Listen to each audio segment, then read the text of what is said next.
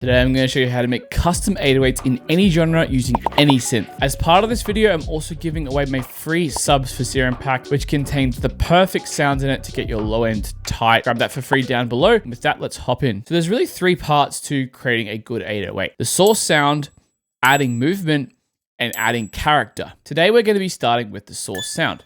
I'm going to be using Serum to demonstrate this, but again, you can follow along in pretty much any synth. Now, I've programmed in some MIDI for 3 different genres to just really show you that this does work in many different genres. Right now, we've just got a default saw loaded up on the 808 patch here, but I got some bass house drums, some trap drums,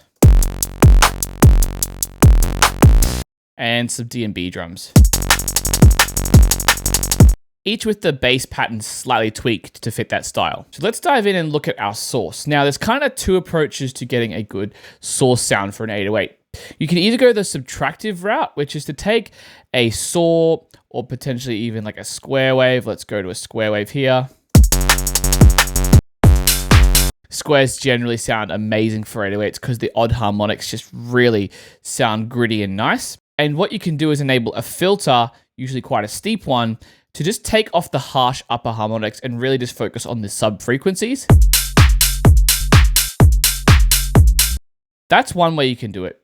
The other way is to go to a more simple sine or similar to a sine kind of shaped oscillator. For example, we could do like this rounded sort of square wave. They are more mellow kind of sounding oscillators, which could work for what we're going for. My preference is personally to pick like a nice kind of full spectrum square wave and then use the filter to control it. I just like the flexibility that gives me. Now, when you're using a wavetable synth like Serum, you can also have the flexibility of tweaking the wavetable position to suit exactly what you're after. Now, at this point, if you don't have headphones on, I'd highly recommend grabbing a pair because you're really going to need a pair to hear what's going on here. I'm going to add a bit of drive on the filter here just to really hear what's going on and just crank the resonance a tiny bit to flatten out the curve.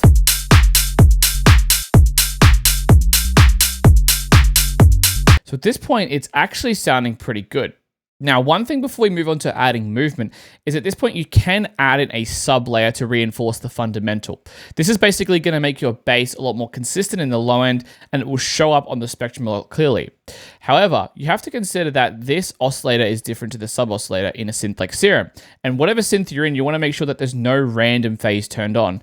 What this will allow you to do is make sure that the phase of the sub and your oscillator that you've got in here are aligned. In this case, I've just turned down the random and I'm going to leave the phase as is, and you'll notice the sub sounds pretty good. So it just adds that little bit of extra low end oomph, which I really love. Make sure it's also going through the filter as well when you're doing this. And now number 2, we can move on to movement. Now you'll notice this init patch that I had loaded up wasn't quite init. I actually had envelope 1 with the sustain down by default. Now, normally when you load up a synth like Serum, it's more like this.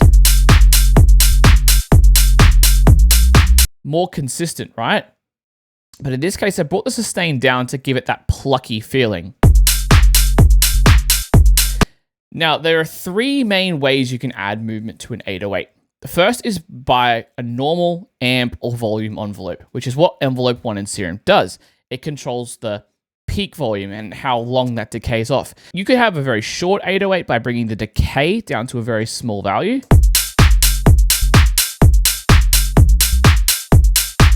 Or we could have something longer like this. Now you can also customize the curve here to make it a bit more sudden. I like doing this for 808s and lengthening out the decay so we kind of get that fast decaying sound while letting the 808 still ring out in some form.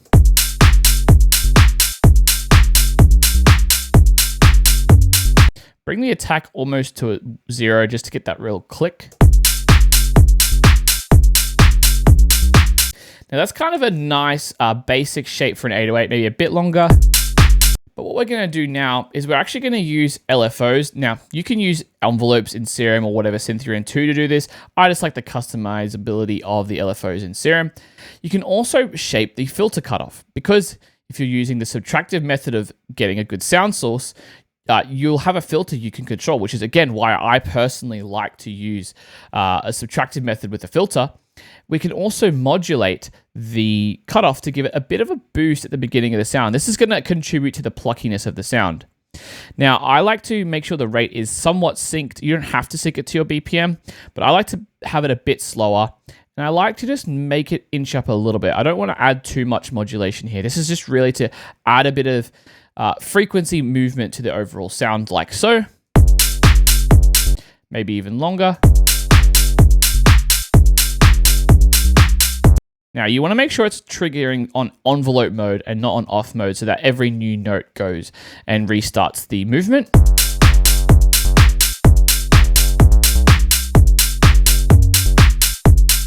Now, if you increase the resonance of the filter, you'll accentuate those even more. I'm going to make sure the curve not as intense.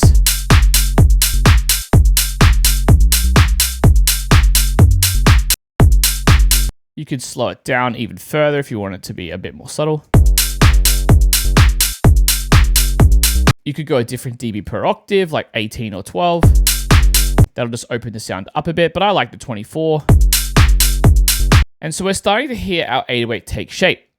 Now, what I'm also going to do is, on LFO2 here, create another similar envelope, but this time we're going to apply it to the coarse pitch. And this is the third type of envelope I use to add movement, which is a pitch envelope. This is probably the most crucial for getting that plucky sound that 808s are known for. So I'm going to drag LFO2 to the coarse pitch of my oscillator here. Now, while I do that, I'm actually going to go into the matrix and instead switch it to the global master tune, because this will apply to all oscillators then, because we do have that second sub layer in here, right? And then what we can do is make sure that it's a one-way modulation, so we're not going down from the note, we're just making sure it pitches down to our note we're playing on our keyboard. We can make the LFO quite curved because we want it to reach that pitch quite fast. We can also make the rate quite fast, set it to envelope, so it's quite a fast, kind of plucky pitch sound, right? Now that's a bit slow still, so I might go even faster. Now you want to be careful here not to make it too much of a kick, especially if you're like me and going to be layering it with another kick drum. This is very style and genre dependent, but I'm actually going to bring down the amount of modulation now to compensate. And just find a nice sweet spot.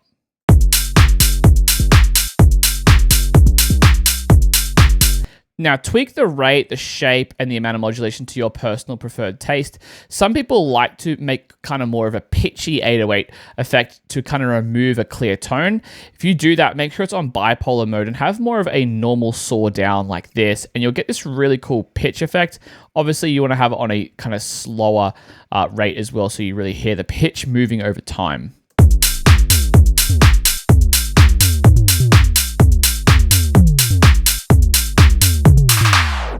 Really cool. Obviously, each note is still going to have a different pitch depending on the pitch of the note, but that is another type of effect there. I wasn't a huge fan of that, so I'm going to go back to what I had and go to a unipolar modulation.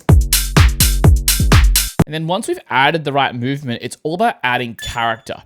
Now, my personal preferred mode of adding character to an 808 is just to brutalize it with some distortion.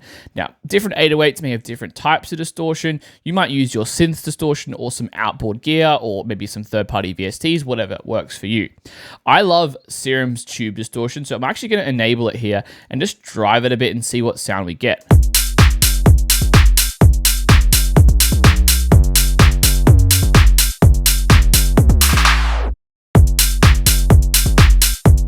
That just gives it this nice body, this nice tone. It feels like it's going to reproduce well on bigger speakers.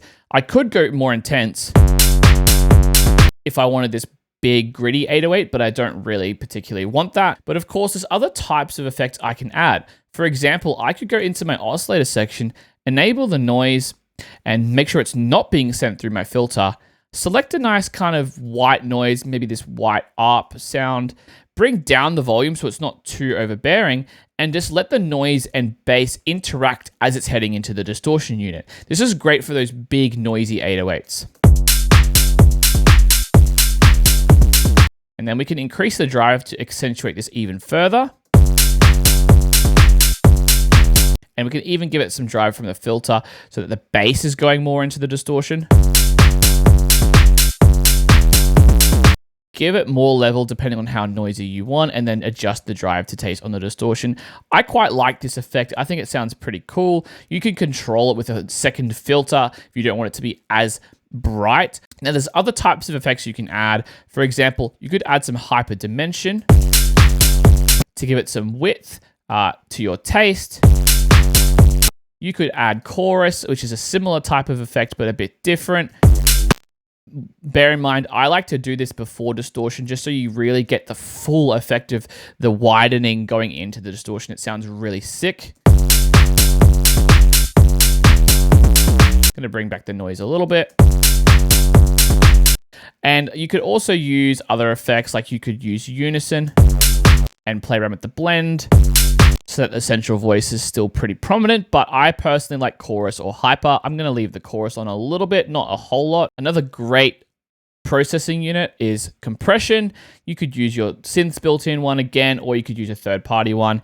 In this case, for the sake of demonstration, I'm actually going to go outside of Serum and use the Multiband Dynamics OTT preset. OTT or any sort of multiband compression can just be a great way to make sure the 808 kind of pumps through on all systems. So let's just add it and bring it back a little bit and blend it to taste.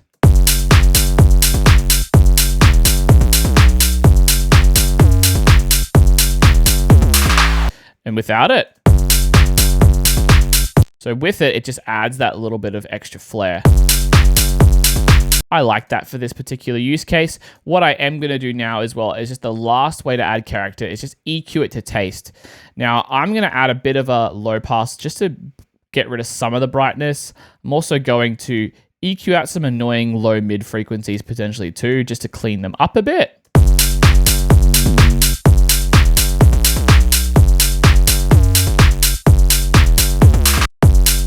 Just these frequencies here.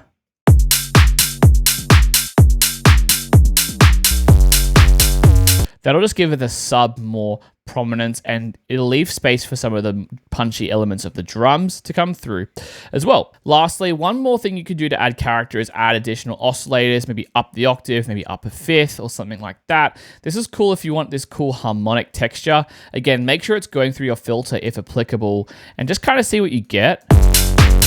I tend to not love saw waves, so I'm going to try and find something else here. I'm going to go up 7 semitones and create sort of a fifth effect. Listening to this in context, if I get rid of the sub and oscillator A, I might bring down the volume of this because it seems to be going in quite heavily. Sometimes it's also nice to use a sine to do this, because it's just that single tone that adds a bit of extra emphasis to your 808. I'm going to bring down the level here. Obviously, higher levels will increase the amount of effect, especially into the distortion and compression.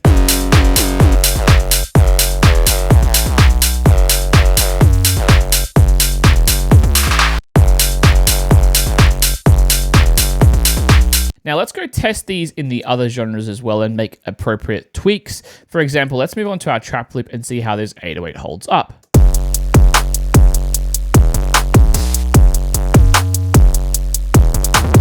For example, in this genre, I might just remove the OTT, and I also might remove the second oscillator just because I don't think it really suits what I'm going for. I may actually even get rid of the noise and see how that sounds. Now, one thing I have got here as well is a sidechain from this sidechain track, which I'm going to enable because what this will do with our 808, this pattern is aligned a bit more to the kick in my drum loop. And because the kick already has a bit of transient, I want this sidechain to kind of duck the beginning. The other option I would have here is to increase the amount of attack on envelope 1, but I'm just going to do it via sidechain for now. Going to disable the EQ further as well, and then we're just going to play around with some of the settings in here. I'm going to make it a little more subdued, so I'm going to bring down the filter envelope. I'm going to decrease the amount of distortion. Maybe I'll try even something like the soft clip instead. Let's solo that 808 in isolation for a second.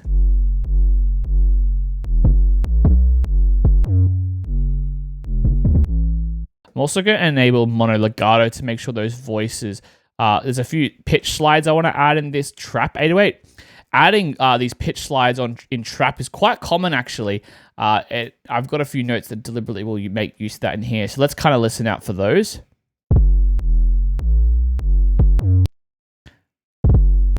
Maybe I'll get rid of the legato.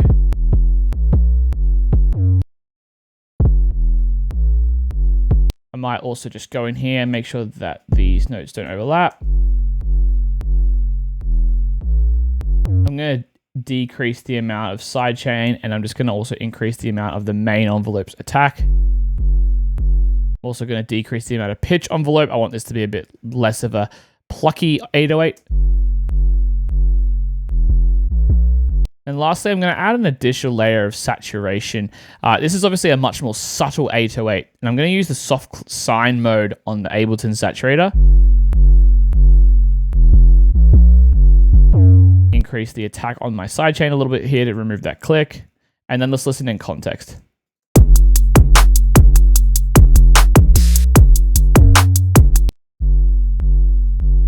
And lastly as well, while I think of it, just bring down some of these upper frequencies.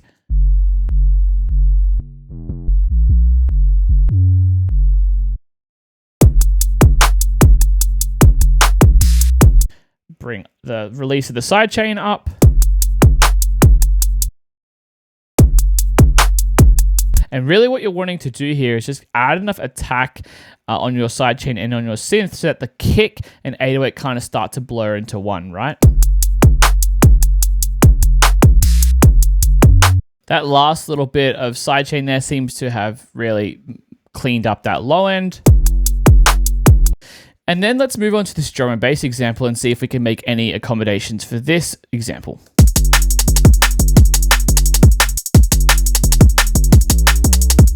Honestly, this sounds pretty good as is. I would maybe give it a bit more drive. And I'd maybe reintroduce some noise of some sort. Maybe go to the tube. I might even add some high end to boost it up even more.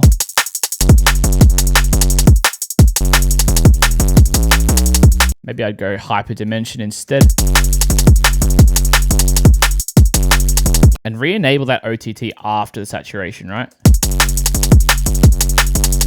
So there's a few things you can do here in different styles, as you can hear, that depending on your goals for the 808, and you can really customize it. Like I mentioned, I could go for a bipolar, kind of more pitchy envelope instead.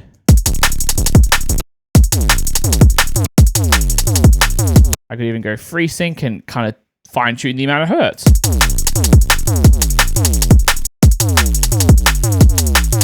Right? It really depends on what I want. And then I could, if I really wanted to, grab an EQ after all this processing and just make it really dull again and make it really kind of subby.